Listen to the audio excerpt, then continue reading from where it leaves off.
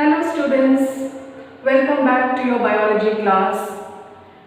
Today we will begin a new chapter, Why do we fall ill? And what are we going to cover in this chapter? We are going to see the definition of health, what is meant by being healthy, what is meant by a disease, what are the different causes of diseases, how diseases can be prevented, and finally we will also learn about few common diseases. So let us first begin by defining the term health. We may have different types of definitions in our mind, but according to WHO, they have defined health as a state of complete physical, mental and social well-being of an organism. It is not only just being the absence of disease or disease-free individual, but they have defined it as the state of complete physical, mental and social well-being of an individual. And how is it significant? Only if a person is healthy, if a person has a healthy body accompanied by healthy mind and healthy attitude, we say that the person is in good health. So good health of a person involves healthy body accompanied by healthy mind as well as a healthy attitude. So all this put together, a healthy personality defines a healthy individual. A good health increases our efficiency of doing work. So only when our efficiency increases, we are interested, we are capable to take up more responsibilities and the individual progresses in his life. When an individual progresses in his life, the entire community progresses, and when the entire community is able to leap forward, then the entire nation is able to progress as a whole. And again, a healthy individual is always happy and cheerful. So the entire purpose of our existence is because of staying healthy and having a healthy body, healthy mind as well as a healthy attitude. Now we will see what are the different factors which affect health.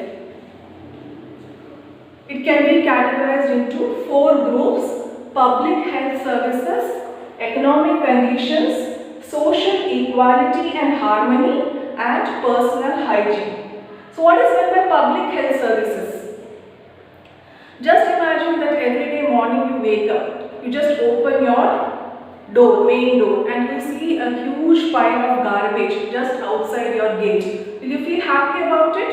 So every time you have to cross it and go, will you feel happy? Will you just smile and go?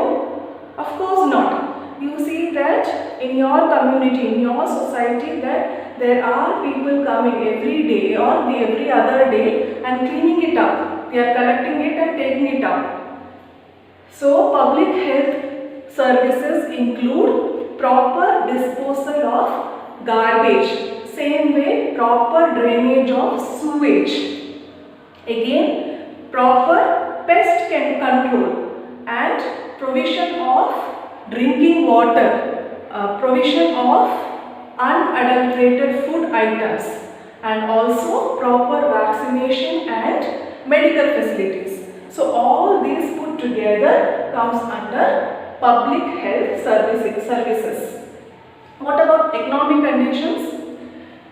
In order, we all know that every organism we need food for our survival. And how is this food provided to us? So food is provided by money. And how is money earned? By a proper job. So only when the economic conditions of a person are good enough that he is able to provide good food to him as well as his family, that is also a very important factor contributing to health. Social equality and harmony. Now again, when you just enter your classroom and you are just trying to sit near your friend, and if suppose he or she keeps the bag there and does not allow you to sit there. So the entire class behaves like this. Will you be happy to spend the entire day in the school and then listen to the class? Of course, you will not be able to focus. The same way, when you go home and you see your neighbor, he or she just closes or bangs the door in front of you.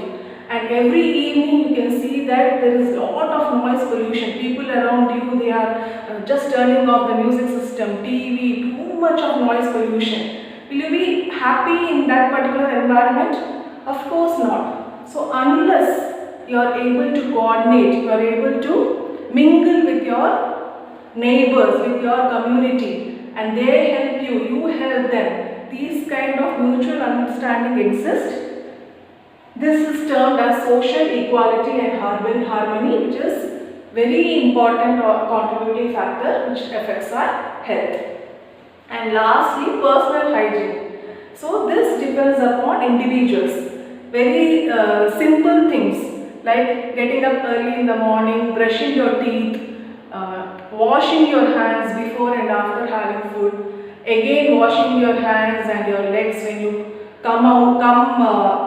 when you go out and then come back home, taking bath every day, even in the morning, in the evening, all these kinds of personal hygiene, including visiting the doctor regularly, going for vaccination regularly, all this contributes to personal hygiene, which again affects a person's health. So I hope these factors are clear to you. Public health services, economic conditions, social equality and harmony, and a person's personal hygiene.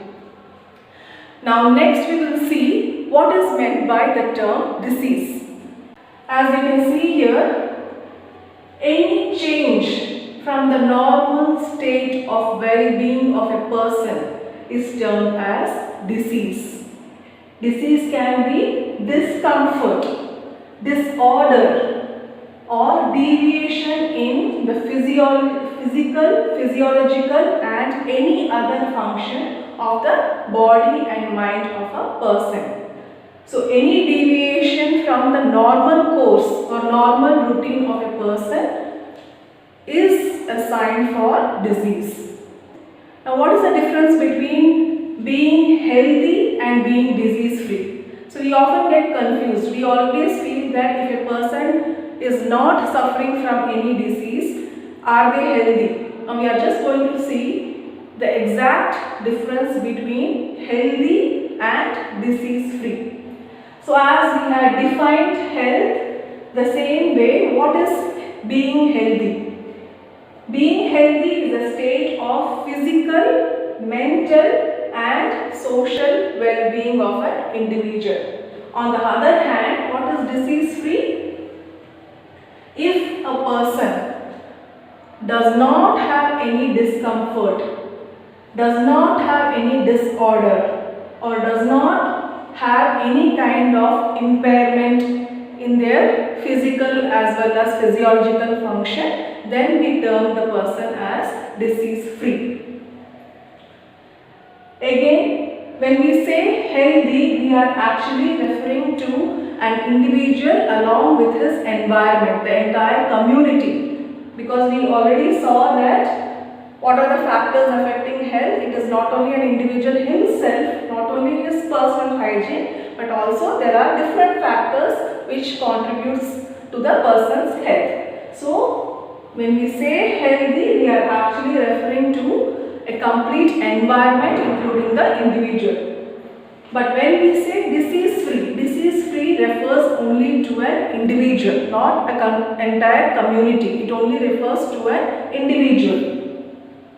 Again, healthy means the person or the individual is able to perform all the normal functions required by the person himself. So he is able to contribute to the society, he is able to do all the activities which is expected from him to be done.